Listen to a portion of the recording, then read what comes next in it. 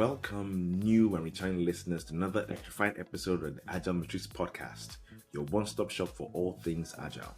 And I'm your host, ever excited Tammy, and today we're embarking on an epic journey into the heart of sprint goals. You know those magnificent milestones that fuel our Agile adventures and propel us towards greatness. So let's picture this. Let's look at this idea. I'm sure you've experienced this before. So right now, you are in the midst of your sprint planning session. The team is getting excited about the work they're about to start. There's a greater sense of determination. This next sprint we're going into could be the one, right? Could be the one where we finish that piece of work, where we deliver that piece of value. You're looking ahead at the sprint review. It's going to be awesome. We're going to deliver something that the customers can actually use. And just as about to kick off the sprint in Jira, bam, the pop-up box comes up and you see the box. It asks you for your sprint goal. At this point, what's your reaction? What do you do?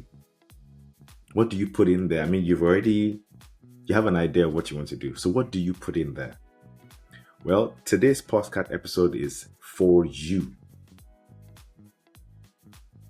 Listen to this, my dear fellow Agile adventurers. The sprint goal isn't just another item on your to-do list. To be fair, it really is the secret sauce that transforms your sprint from being a mere task list into a high-octane quest for victory. It is the North Star that keeps your team focused and motivated to guide them through the twists and turns of the sprint. It's very important. We're going to be looking at the sprint goal today. So, you know what I always say? Grab your beverage, grab your pen, get ready as we delve into the exhilarating world of sprint goals. So now let's talk shop.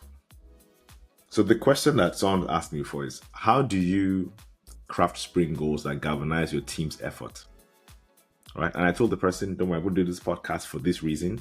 So fear not, fellow Agile adventurers, for I bring you not one, not two, not five, but 7 tips to supercharge your sprint goals. So let's start.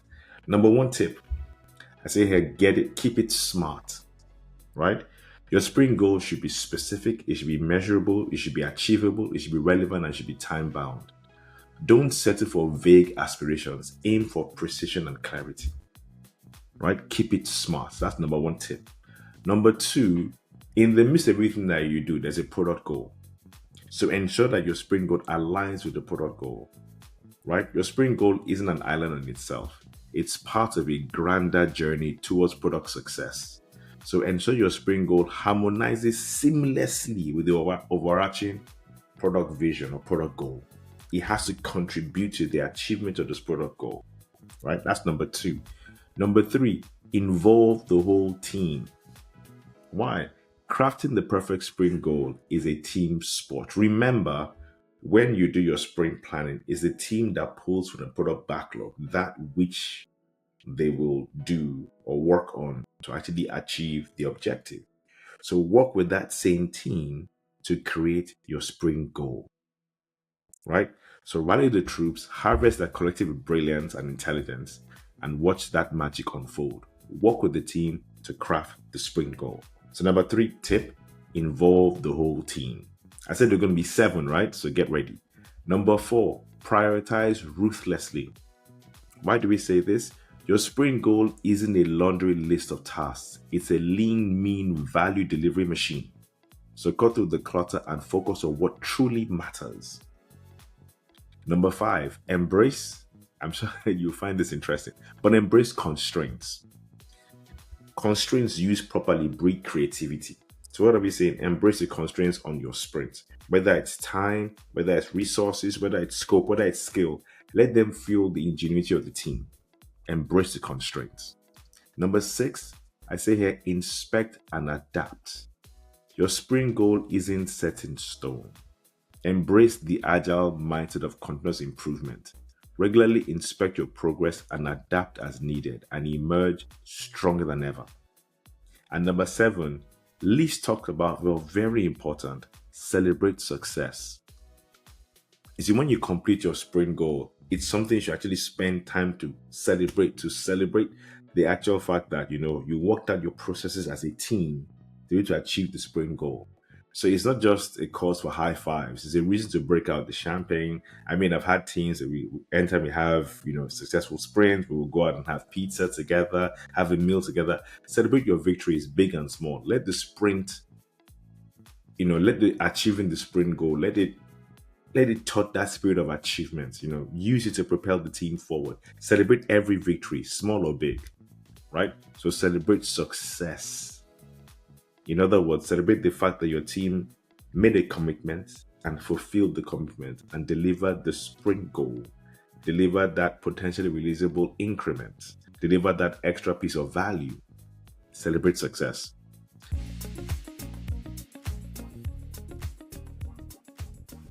Hello, good evening, good morning, good afternoon. Welcome to the Agile Matrix Podcast with Tammy. Now, I'm sure I've mentioned it before. Let me just be 100% clear. I'm actually an accredited Kanban trainer, and I'm here to happily announce to you that Kanban Week is here. What am I talking about? When is it, and what does it entail? So Kanban Week for me starts on the 20th of May, from 20th of May, Monday, till Friday, the 25th of May.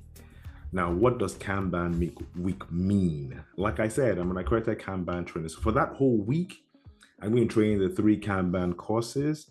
So Monday, the 20th of May, 2024, from 9 a.m. to 5 p.m., I'm training the Team Kanban Practitioner course. Now, what is that course about? That course is a course that I describe it this way. It's a course for those who are in a Kanban implementation, but don't understand the rules of the game, or just want to understand the rules of the game, generally speaking. So it's a good course. It's a one-day course where you come and you learn about Kanban. You actually even do a simulation. So you get to handle Kanban. So you learn the general practices, you learn the principles, you become acquainted with the Kanban method, generally speaking. Then on the 21st and 20th of May, I'm going to be teaching the Kanban System Design course. That's the KSD. That's part 1 of the Kanban Management Professional Certification. Now that course, as the name actually says, is a Kanban System Design course. So it's a course where you learn about Kanban, the practices, the general principles, you learn the mentality, the motivation behind the Kanban method. You get to learn about Kanban enough to be able to design the Kanban system. So the way that course is designed, you when you finish the course, you can walk into your organization and actually design a Kanban system from start to finish. You learn about the systems, thinking, approach, implementing Kanban. You learn about the Kanban cadences. You learn a lot about Kanban. So you are someone that at the end of the course, you'll be able to design a Kanban system. So actually, the final exercise in the course is actually designing a Kanban system. Now that course is designed for team leads, for project managers, delivery leads, team managers, managers of a group of people, scrum masters, product owners, people that want to introduce Kanban and use it properly. So that course is for them. And if you manage a team of people delivering value to any extent, it could be a team of business analysts, a team of testers, a team of scrum masters, whatever it is, the Kanban System Design course is for you. And on the 23rd and 24th of May, 2024, from 9 a.m. to 5 p.m., we have the Kanban System Improvement course. Now that course, as the name actually signifies, is for using Kanban to improve systems, right? So now the Kanban System Design course will show you how to identify a Kanban system, how to design a Kanban system, and all the parts that come with it. But the Kanban System Improvement course is designed for you to take that Kanban system and improve it, and then be able to scale Kanban through your organization. Like we say in the Kanban world, we say look at the organization as a network of services.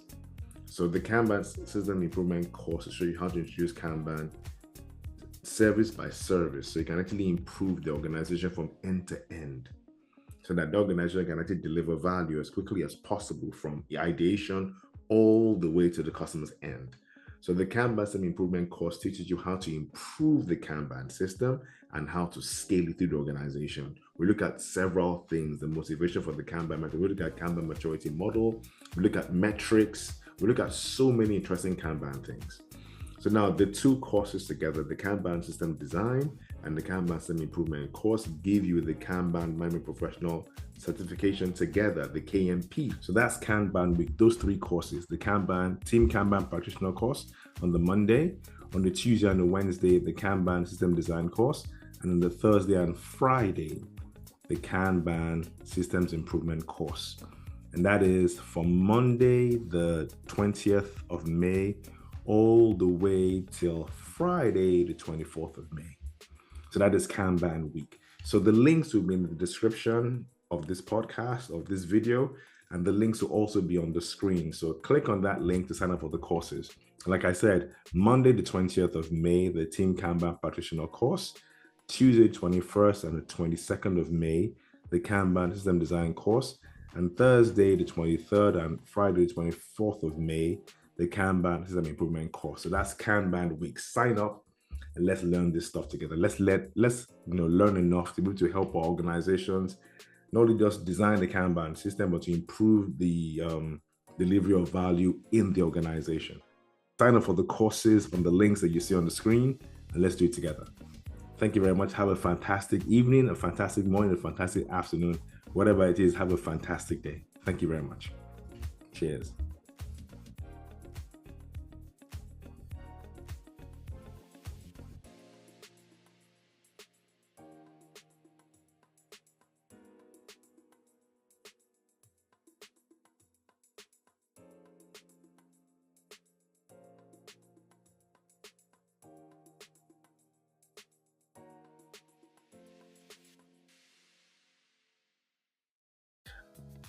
But I have to warn you here that there are also pitfalls that lurch in the path of spring goal glory. So here are a couple of things I've put together that you avoid like a plague. Number one, ambiguity. A vague and unclear spring goal will lead your team down the murky path to nowhere. So be crystal clear about what they're aiming to achieve, what value you are aiming to deliver. Be crystal clear on it. Number two, scope creep. Be aware the siren song of scope creep, my friends. Keep your spring goal tightly focused and resist the temptation to add unnecessary bells and whistles. Doesn't need to gold plate it. Deliver that which is planned, that which you've agreed. What's the spring goal? Deliver that and that alone, right? So number three, lack of buy-in. Now your spring goal should be something that galvanizes your team together. So if there's dissent or apathy, you will struggle to gain momentum. So craft spring goals that galvanize the team together. That's why I said in the tips, I said it's a team sport. Work with the team to put together the spring goal, right? And number four, very important, overcommitment. Now it is important to dream big, right? But you have to be realistic. Setting overly ambitious spring goals will only set you up for disappointment and burnout. And the thing is, when you look at your team's a collection of individuals as well as an entity. If you overcommit as a team and the team fails, it discourages the team from going out to commit another time. So be realistic. Use the principle that we say in Scrum. Use yesterday's weather. How did the team perform in the past? So you can actually bake the expectation or the promise or the commitment on the team's past performance. So that way it's a bit more realistic than a finger in the air. So avoid overcommitment. Number five, static goals. Agile is all about adaptability. Even the word agile means adaptability. So don't treat your sprint goals like a sacred relic. Be prepared to pivot and iterate as needed. Remember, it's about the idea is what we're going to deliver in value. And the stories we pull from the product backlog, our assumption, educated assumption that these will deliver the value we plan. Right? So then that's why there's always that leeway to say, okay, these are the things that we think can achieve this value, but we are also adaptable based on whatever comes in, information that comes in. And number six, very important, micromanagement. Now, as a Scrum Master, as a product owner, trust your team to deliver. Hovering over their shoulders and nitpicking every detail will only stifle creativity and morale. It will not produce results you think it will produce. The best thing you can do is give them a clear problem statement, help craft this proper sprint goal with the team, and to be fair, get out of the way. And number seven, ignoring feedback. So your sprint goal isn't written in stone. I said that a couple of times. So listen to feedback from stakeholders, from customers and your team, and be willing to course correct if necessary. Remember, agility, adaptability, the ability to course correct once you get information that contradicts what you thought you knew, right?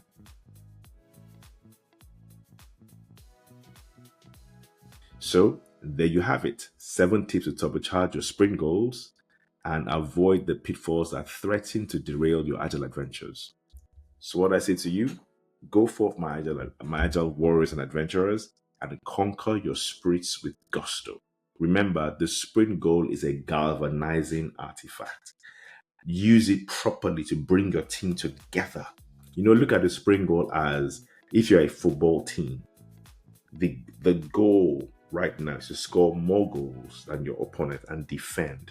Now, what does that do to a football team? It makes them run, it makes them practice, it makes them attack the ball. It also makes them defend because the goal is clear. The goal is clear. They know exactly what they're there for. Now, contrast that with a football team that comes to the pitch.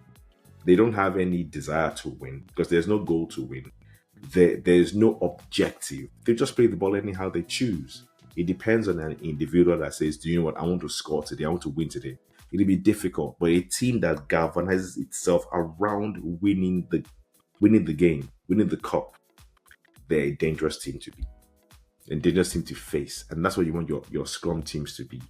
That they are galvanized around the objective, around the sprint goal to be able to deliver.